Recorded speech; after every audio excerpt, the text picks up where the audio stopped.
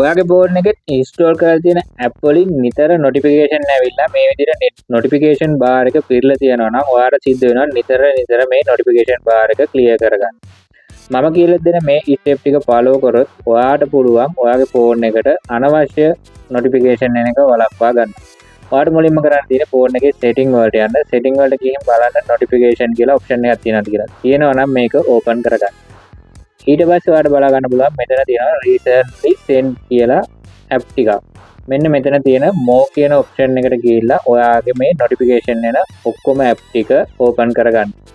දැන් ඔයාලට කරන්න තියෙන්නේ මෙන්න මේ ඔයාට notification අනවශ්‍ය ඇප් ටික තෝරගෙන මේ විදියට මෙතන ටික් එක අයින් කරගන්න.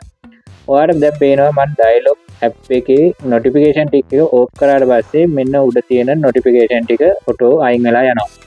මේ විදිහට ඔයාට අනවශ්‍ය හැම ඇප් එකකම නොටිෆිකේෂන් ටික ඕෆ් කරගන්න. මේ ඔප්ෂන් එක ඔයාගේ ෆෝන් එකේ හොයාගන්න බැරි නම් ඔයාට පුළුවන් තව ක්‍රමයකට මේ නොටිෆිකේෂන් ටික ඕෆ් කරගන්න. ඔයාට කරන්න තියෙන්නේ ඔයාගේ ෆෝන් එකේ සෙටින් වලට ගිහිල්ලා ඇප් වලට යන්න. ඇප් වලට ගිහිල්ලා ඔයාට කරන්න තියෙන්නේ ඔයාට නොටිෆිකේෂන් ඕෆ් කරගන්න ඕන ඇප් එක මේ විදිහට සිලෙක්ට් කරගන්න.